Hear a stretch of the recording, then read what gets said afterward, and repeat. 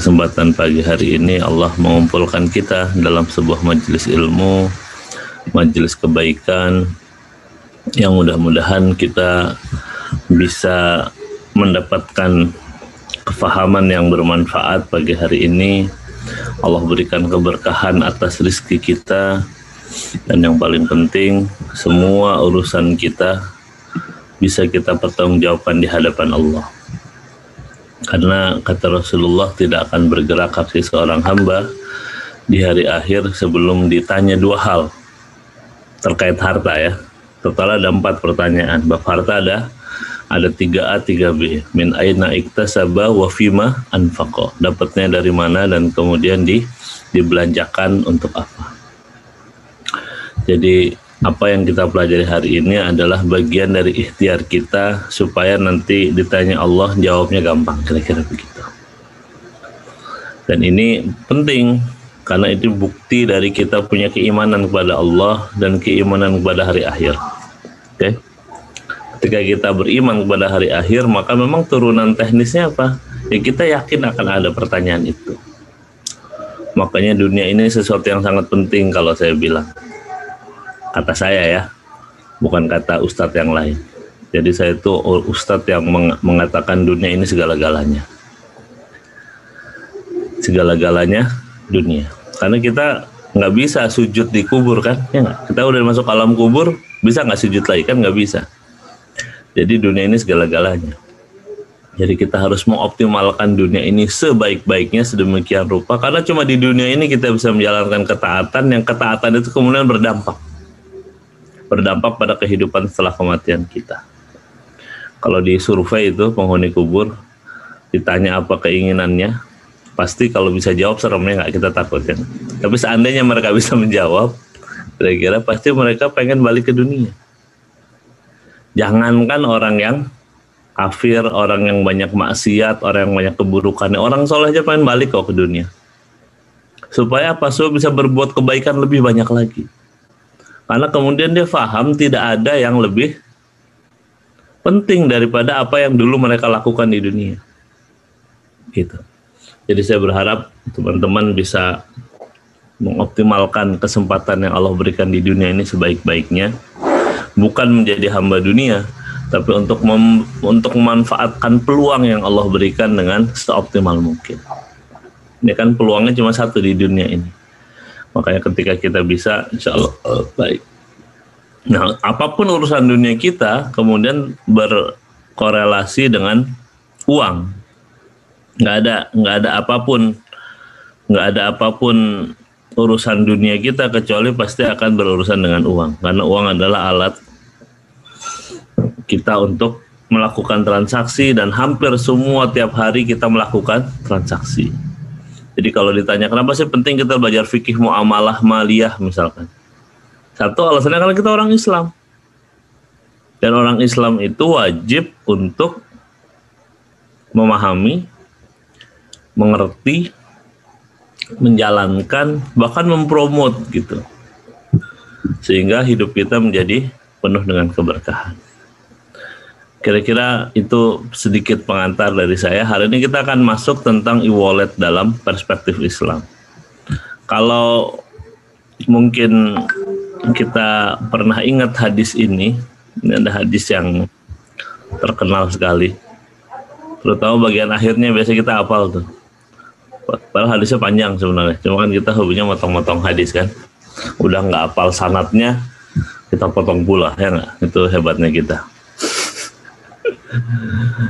Kita pasti kalau bagian akhirnya kita hafal. Ala inna fil jasadi mudghah idza saluhat saluhal jasadu kulluhu idza fasadat fasadal jasadu kulluh ala wahyal. Kalau pada badan kita ada segumpal darah, kalau dia baik-baik semuanya, kalau buruk-buruk semuanya, itu adalah hati.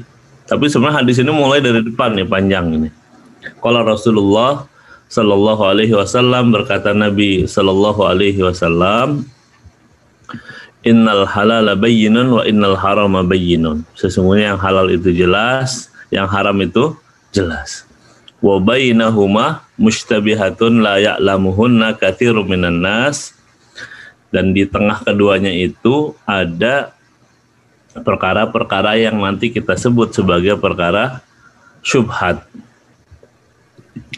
Nabi mengatakan famanittaqa syubhat, barang siapa yang berhati-hati dalam urusan yang syubhat ini, maka Allah akan istabra alidinihi wa ardihi wa man waqa fi syubhati waqa fil haram.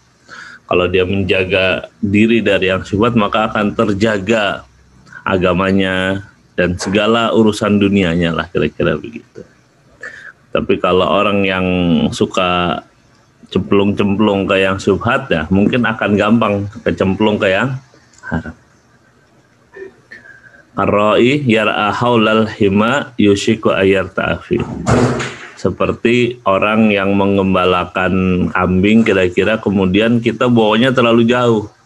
Atau kita tahu ada serigala di situ, kita biarin aja tuh kambing-kambing kita main dekat serigala itu. Kira-kira kalau kita main syubhat tuh begitu. Kita tahu nih bahaya, tapi ya udahlah, karena makanannya banyak di sini gitu. Kita tahu nih, misalnya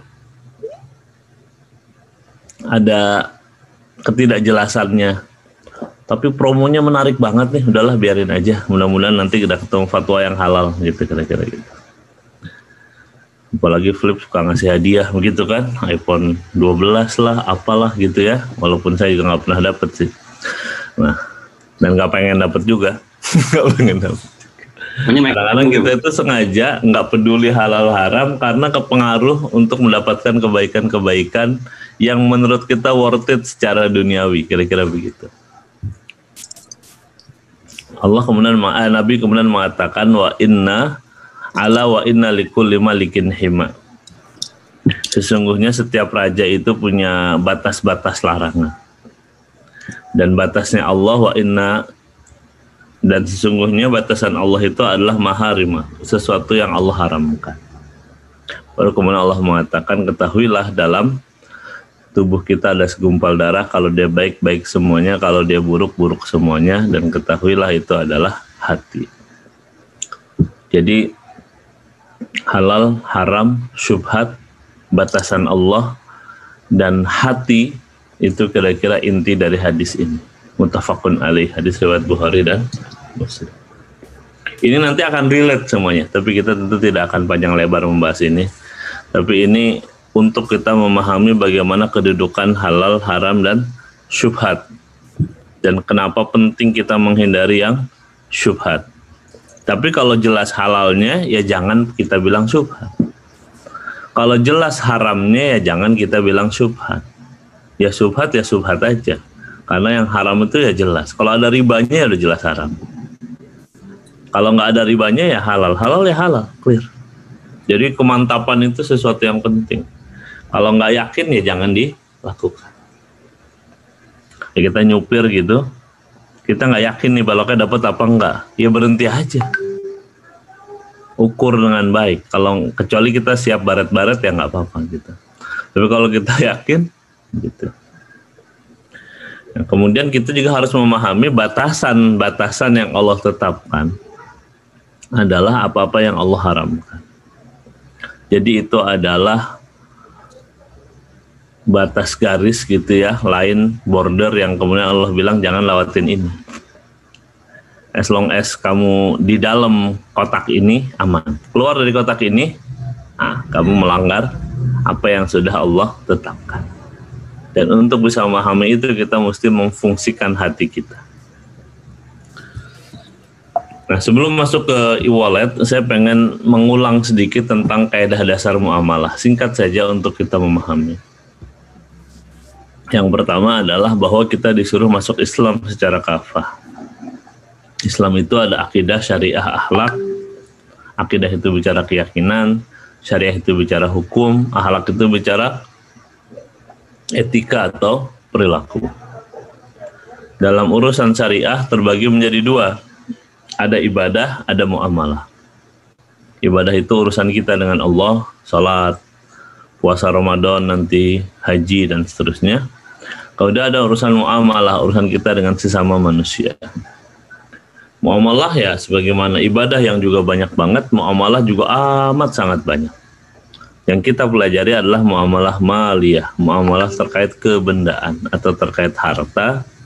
Di situ ada jual beli, di situ ada sewa menyewa, ijarah, di situ ada gadai, di situ ada segala macam yang nanti kita sebut sebagai akad-akad dalam muamalah. Jadi muamalah itu macam-macam, ada nikah nih di sini juga, ada hukum pidana di sini juga, dan seterusnya dan seterusnya. Dan kita disuruh masuk Islam secara kafah. Jangan setengah-setengah. Kalau kita beriman ya beriman seoptimal yang bisa kita ikhtiarkan. Yang berikutnya, kaidah dasarnya adalah al-aslu fil muamalah al-ibahah. Jadi dalam urusan muamalah itu, dalam urusan ini nih, semuanya pada dasarnya boleh. Makanya kalau ada produk baru, OVO, GoPay, Dana, Link Aja, apapun, maka di kepala kita dominannya ya boleh pasti. Jadi jangan haram dulu, nggak ada, karena al aslu fil muamalah al ibahah. Baru kemudian kita diingatkan kecuali pada wilayah-wilayah yang Allah haramkan. Maka nanti fokus kita adalah mengidentifikasi keharaman untuk kita hindari. Oke, apapun ini. Mau e-wallet kayak mau muamalah apapun sebenarnya, mau online mau offline mau apapun, fokusnya kalau muamalah itu adalah mengidentifikasi keharaman supaya kita hindari dan kemudian kita bisa mencari solusi yang halal. Oke. Jadi hampir semua urusan muamalah itu sebenarnya boleh. Dan kalaupun ada bagian yang nggak boleh, kita bisa cari cara supaya dia jadi boleh. Gitu ya. Haram itu ada dua jenis, ada haram li dzatihi, ada haram li ghairihi. Ada haram karena zatnya. Haram karena zatnya itu ya misalnya kita pakai OVO tapi buat beli babi pincuk misalnya. Ya maka otomatis ya haram, itu nggak usah dibahas. Kita nggak usah bahas OVO-nya boleh apa enggak, orang belinya babi ya udah selesai perkara. Nggak perlu dibahas lagi. Itu haram karena zatnya.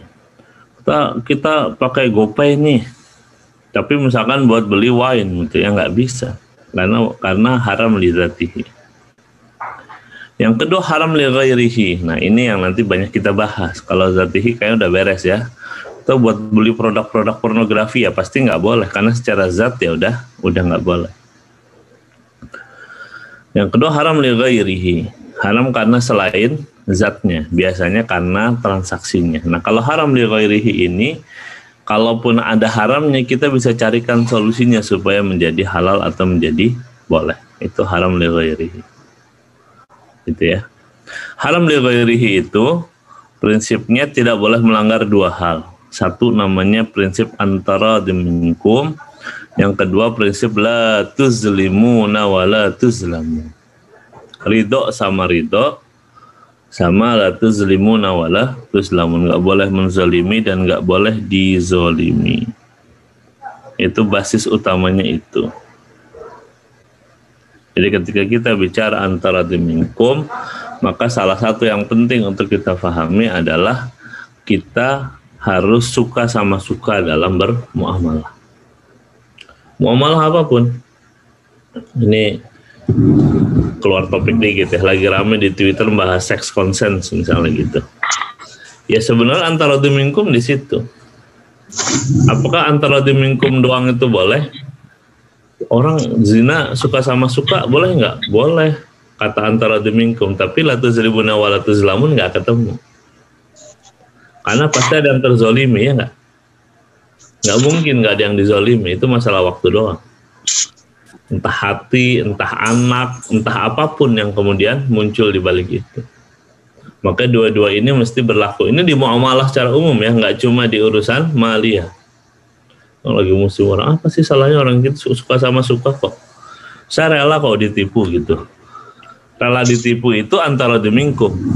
Tapi agama juga menekankan nggak boleh zolim. Mau rela nggak rela, kalau zolim ada kezoliman di situ ya nggak bisa. Saya ikhlas kok ngasih bayar bunga ke perbankan gitu.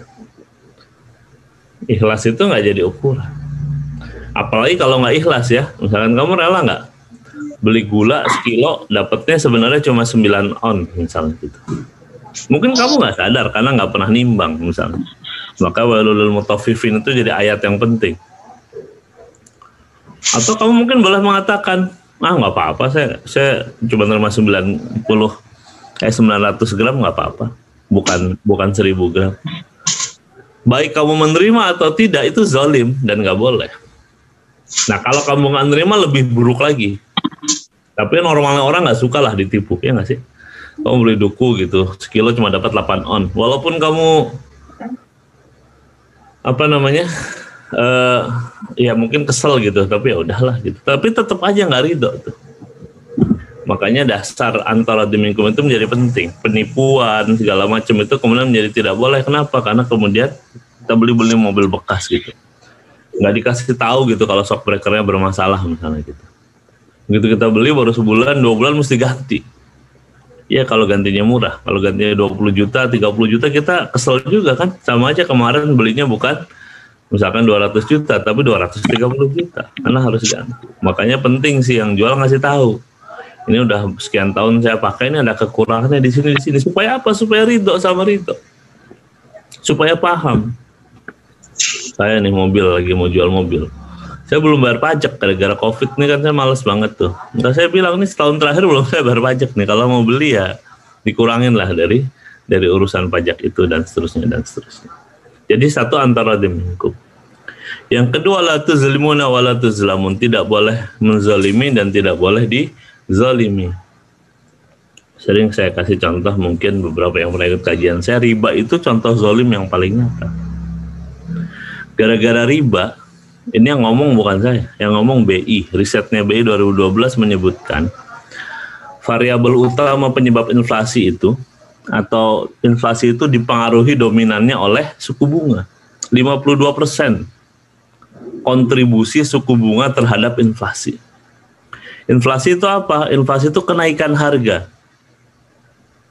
Jadi tanpa sadar, nilai uang kita tuh terus turun gara-gara inflasi. Kalau kalian duitnya banyak, mungkin nggak kerasa banget. Tapi kalau duitnya sedikit, gajinya tetap sama dari tahun ke tahun, harga naik, maka sebenarnya kita makin miskin dari waktu ke waktu. Dulu belas kilo 6.000, sekarang sekilo 8.000 misalnya, atau 10.000. Maka dengan uang yang sama kita dapat beras lebih sedikit. Itu namanya inflasi. Kontributor utamanya apa? Suku bunga. Ini riset BI tahun 2012.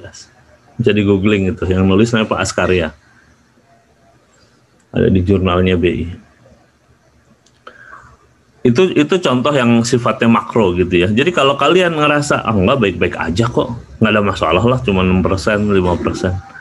Faktanya gara-gara gelembung-gelembung yang besar ini, kemudian kita berkontribusi terhadap banyak hal. Maka nanti kalau kita bicara OVO, GoPay, Dana, salah satu yang dibahas oleh ulama kita adalah bank penempatannya. Nanti kita ke sana lah, pelan-pelan ya. Riba tuh pasti zalim.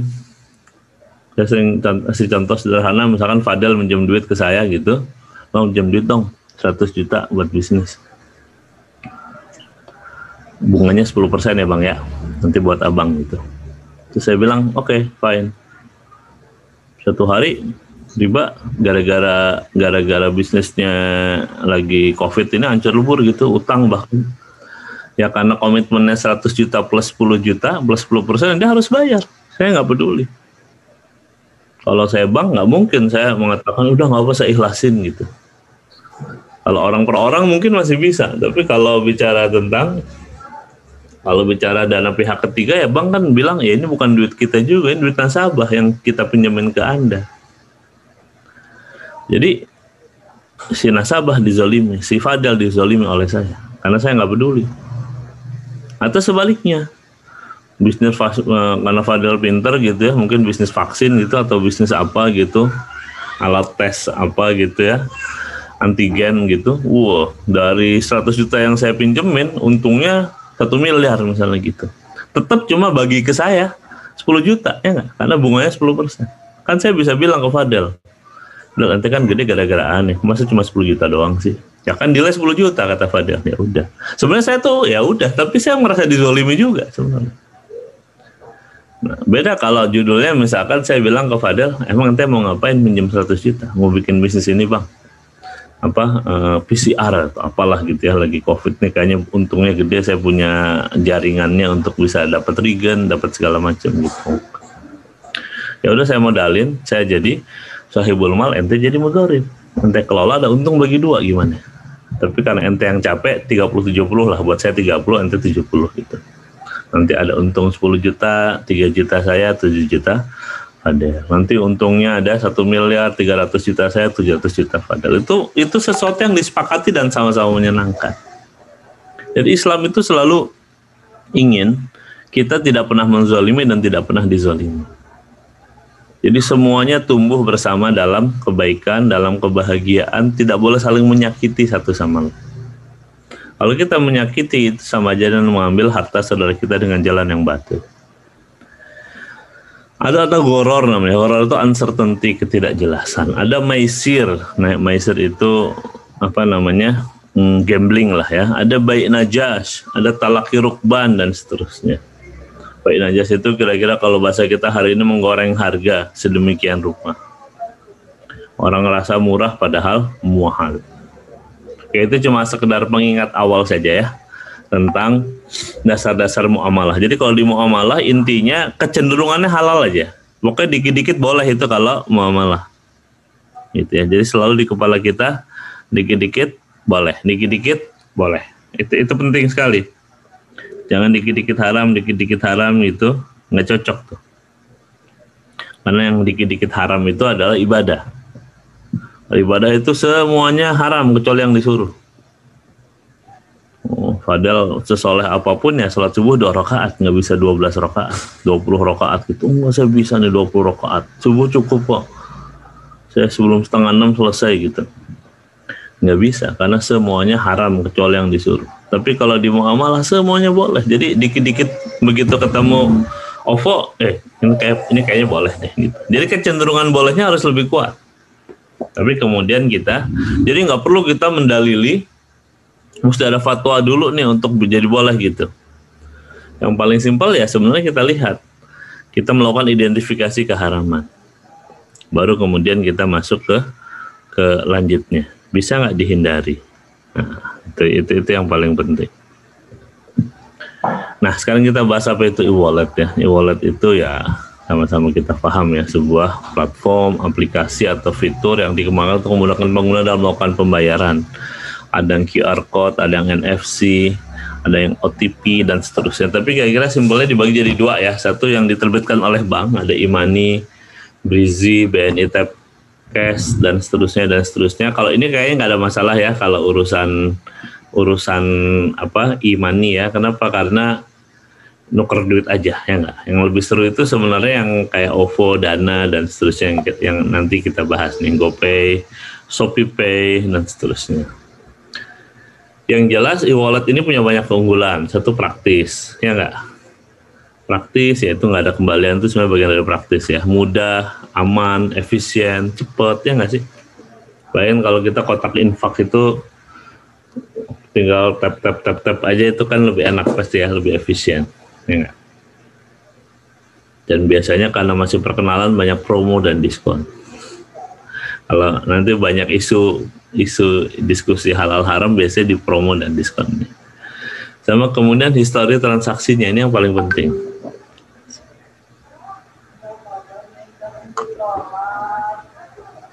Jadi dengan kita menggunakan ini, kita jadi bisa mengevaluasi pengeluaran kita sebenarnya. Ini yang susah kalau kita bawanya cash gitu. Dan yang paling penting tadi efisien ya, aman juga. Kalaupun kartu kita kalaupun HP kita hilang aja, sepanjang yang ngambil itu nggak tahu kode kita ya, dia nggak akan bisa ngambil sama sekali ya nggak, aman. Jadi kalau kita bicara timbangan maqasid syariahnya, maka sebenarnya ini sesuatu yang baik. Jadi dalam fikih itu adalah maqasid syariah, tujuan syariah. Tujuan syariah itu adalah apa yang menjadi ukuran maksud atau objektif dari setiap aktivitas syariah. Salah satunya adalah hifzul mal, pemeliharaan harta. Apapun yang memudahkan kita dalam menjaga harta itu sesuatu yang bagus. Kalau teman-teman misalnya tahu rekening dorman istilahnya, jadi kalau kalian misalnya punya duit nih, nabung di bank, terus mau dikuras semua, sebenarnya kan nggak dikuras habis ya, nggak bisa nol ya, ada dikit-dikit recehan ya nggak sih, sebutlah sisa 4.000, 5.000, kan nggak ada ATM pecahan 1.000-an ya nggak sih, ATM pecahan 20 ribuan udah paling kecil tuh, itu juga mesti ke kampus Republik kalau nggak 50, 100. Jadi kalau ada duit kita sisa 32.000, kita nggak malas nutup ya biarin aja. Itu kalau rekening ini dikumpulin ya, receh-recehnya dikumpulin, tanya sama Fadil nih, anak flip nih, yang orang salah transfer, yang apa itu kalau dikumpul-kumpulin itu rasanya miliaran. Bahkan bukan miliaran, BRI aja itu pernah ngitung dorman, saya baca kapan gitu ya, itu hampir 320 miliar. Kalau di flip rekening-rekening kayak gini ada berapa Del?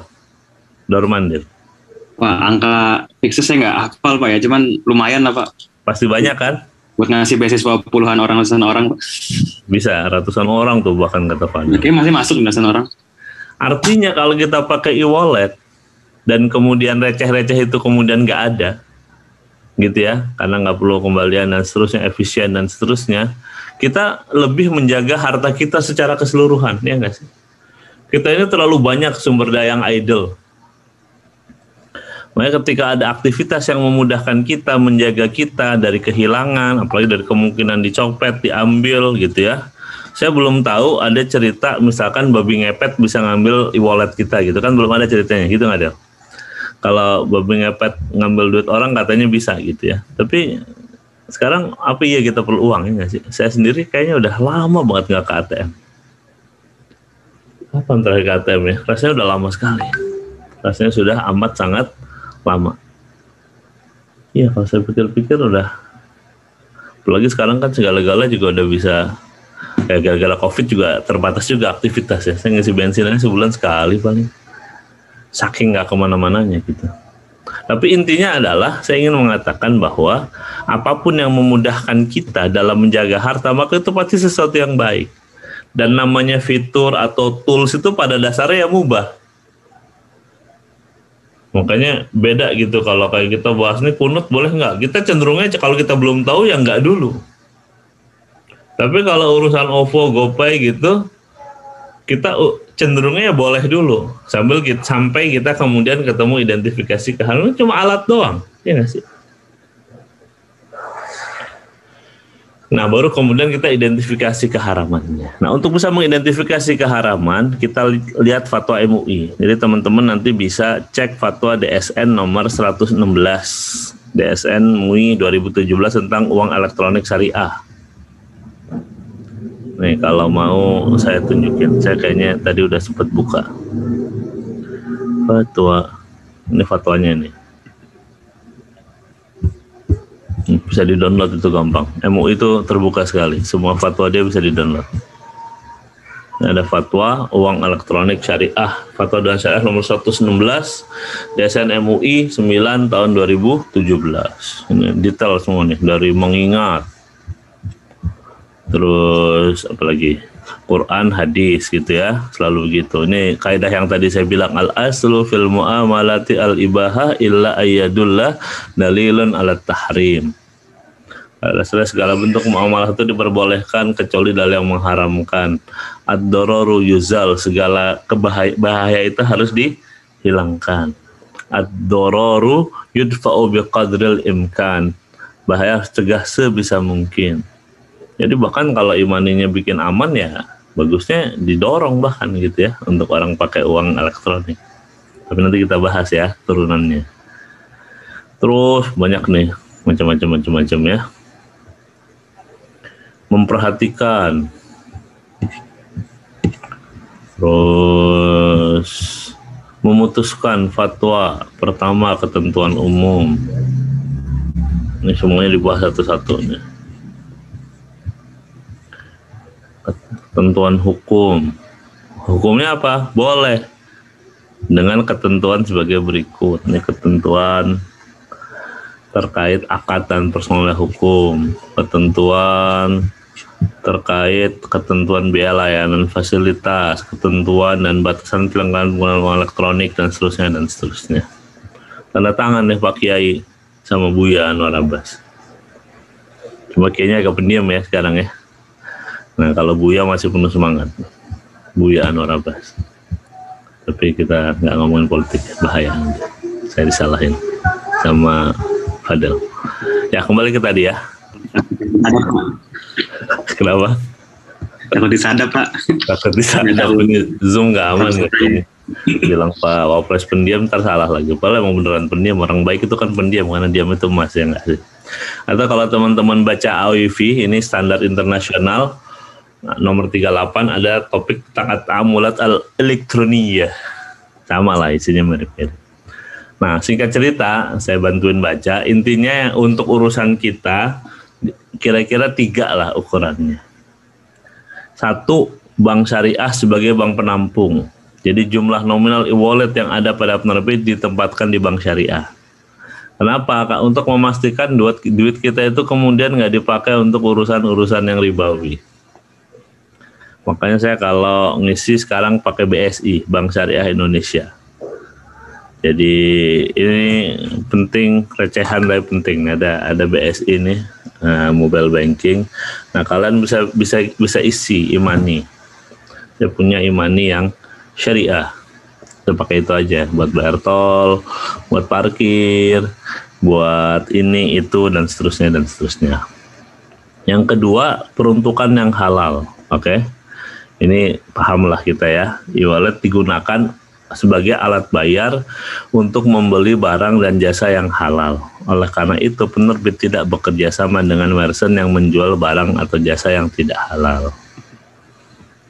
Ya, kalau kita pakai GoPay buat beli GoFood gitu ya, pastikan yang kita beli yang udah tersertifikasi halal, yang sudah jelas kehalalannya, yang tidak syubhat, yang tidak meragukan, dan seterusnya dan seterusnya. Ketiga, kalau ada cashback atau diskon itu tidak diperjanjikan oleh penerbit kepada konsumen saat transaksi yang dilakukan dari awal. Jadi ketika kita top up misalnya nggak disebutin, tapi itu memang bagian dari promo yang berjalan seiring dengan waktu. Nah dalam konteks kita melakukan top up itu biasanya yang ini penting untuk saya jelaskan, karena hampir yang mengharamkan itu, misalkan beberapa ustadz yang mengharamkan dapat cashback atau diskon dari GrabFood atau GoFood misalnya, itu pasti karena memposisikan sebagai core. Jadi ketika kita top up, kita sebenarnya minjemin atau nitipin sih uang kita. Makanya di Fatwa MUI tadi disebutin, kalau wadiah tuh kayak apa, kalau core kayak apa. Kalau wadiah, maka aturannya yang pertama, jumlah nominal uang elektronik bersifat titipan yang dapat diambil digunakan oleh pemegang kapan saja. Jadi kalau kita punya OVO ada saldonya 200.000 misalnya gitu ya, kita boleh ambil kapanpun. 2, jumlah nominal uang elektronik yang dititipkan tidak boleh digunakan oleh penerima titipan kecuali atas izin pemegang kartu. Sebenarnya ketika kita download aplikasi itu ada term and condition yang harusnya kita baca. Nanti kalian baca deh. Uninstall, install lagi gitu, mungkin kebaca. 3, dalam hal jumlah nominal uang elektronik yang dititipkan digunakan penerbit atas izin, maka akad titipan berubah menjadi akad pinjaman. Dan tanggung jawab penerima titipan sama dengan tanggung jawab dalam akad qard. Ini maaf kalau ngetiknya agak berantakan. Otoritas terkait wajib membatasi penerbit dalam penggunaan dana titipan dari pemegang kartu. Jadi dibatasi. 5, penggunaan dana oleh penerbit tidak boleh bertentangan dengan prinsip syariah dan peraturan perundang-undangan. Kalau qard sama juga Jumlah nominal uang elektronik bersifat hutang yang dapat diambil digunakan oleh pemilik kapan saja. Penerbit dapat menggunakan menginvestasikan uang hutang dari pemegang uang elektronik. Penerbit wajib mengembalikan jumlah pokok piutang pemegang elektronik kapan saja sesuai kesepakatan. Otoritas terkait wajib membatasi penerbit dalam penggunaan dana pinjaman. Timbal penggunaan dana oleh penerbit tidak boleh bertentangan dengan prinsip syariah dan peraturan undang-undang. Jadi prinsip besarnya ini. Jadi kalau kita punya OVO, punya Dana, Tapcash, T-Cash ya. T-Cash itu paling pertama ya, sebelum yang lain tuh, Telkomsel Cash tuh.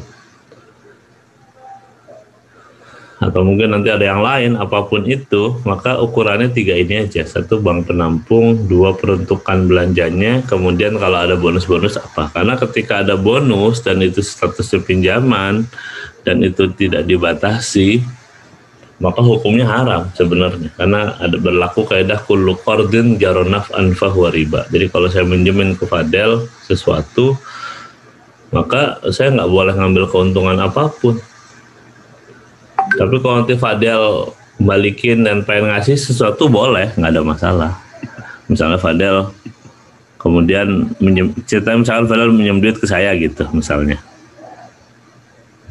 kemudian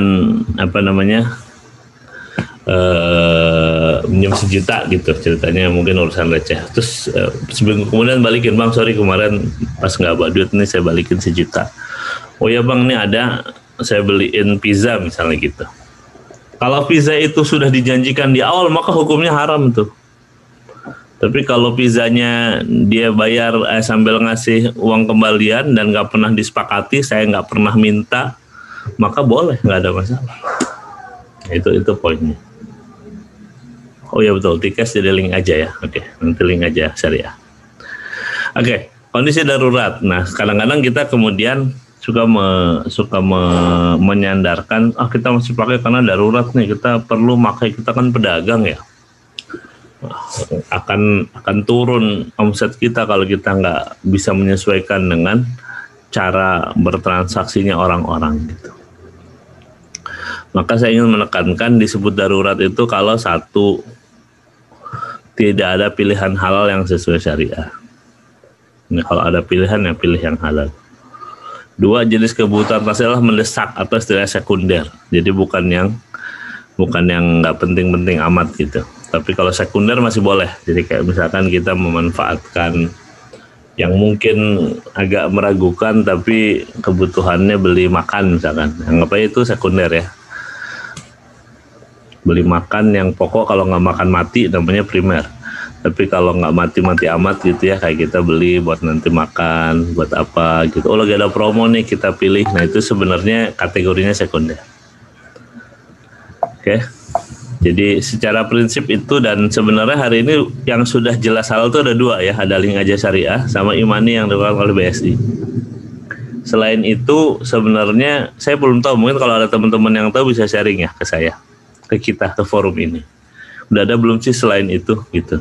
Dana syariah kalau nggak salah udah siap-siap launching ya. Oh PayTrend dan seterusnya. Tapi masalahnya kan banyak keterbatasannya yang lazim. Tapi ya nanti ini dan lain-lain nanti tambahin ya. Ntar saya salah lagi dan lain-lain. Ini kebetulan 2 yang saya pakai gitu ya. Jadi dan lain-lain biar nggak salah. Oke, gitu. Ya secara umum mungkin begitu. Kalau kita bisa elaborasi di tanya jawab tentu lebih baik ya, lebih enak juga gitu. Rasa-rasanya itu saya cukupkan sampai di sini sebagai pengantar diskusi. Kita bisa lanjutkan ke diskusi kita. Saya kembalikan Om Fadel ya. Assalamualaikum warahmatullahi wabarakatuh. Waalaikumsalam warahmatullahi wabarakatuh. Jazakumullah khairan Pak Banu atas pemaparannya. Alhamdulillah ini kita tidak hanya dikasih tahu ini ya teman-teman, gak cuma dikasih tahu tentang hukumnya langsung, tapi juga fundamental berpikirnya. Semoga fundamental berpikir dalam melihat fikih muamalah juga bisa menjadi dasar kita untuk berhati-hati gitu dalam menggunakan segala produk muamalat.